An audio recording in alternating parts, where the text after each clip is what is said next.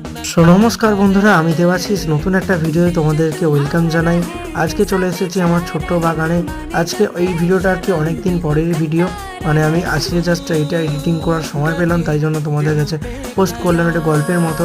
আর এই যে দেখতে পাচ্ছ তোমরা ছোট ছোট গাছ, এগুলো ভাই বসিয়েছিল, দেন আমি কিছু গাছ নিয়ে এসেছি, সেগুলোই আজকে ট্রি প্ল্যান্টেশন মানে গাছ বসাবো আর কি। এই হচ্ছে ব্যাপার, সেরকম কিছু নয়, ছোট জায়গায় তার মধ্যে ছোট ছোট গাছ বসানোর চেষ্টা করব। মানে ছোট গাছ কিছু বসানো হয়ে গেছে, এবার আমি দুটো গাছকে পটে চেঞ্জ করব। মানে তাদের টবগুলোর অবস্থা একদমই খারাপ, তার জন্য নিয়ে চলে এলাম এগুলো। আর কিছু কিছু গাছে এত ফাঙ্গাস হয়ে গেছে, এই হচ্ছে অবস্থা। এই দেখো তোমরা, এই এরিকা প্লামগুলোর আগে ছোট টবে ছিল, সেগুলো ভেঙে গেছে।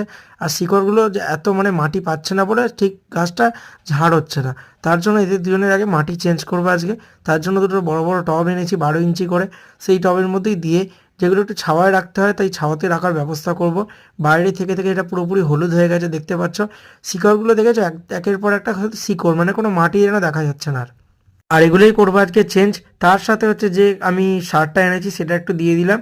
আর এটা স্প্রে করছি কারণ প্রতিটা গাছে পোকা লেগে একদম গাছগুলো সাদা হলুদ করে দিচ্ছে, তার জন্য আর কি এগুলো একটু গাছে স্প্রে করে দিচ্ছি। সো হ্যালো বন্ধুরা, দুটো এরিকা প্লামি আমার চেঞ্জ হয়ে গেছে, এই যে দেখতে পাচ্ছ তোমরা, নতুন টবে একদম সুন্দর লাগছে। এবার অপেক্ষা আবার নতুন করে রূপান্তরিত হওয়া বন্ধুরা। So tata.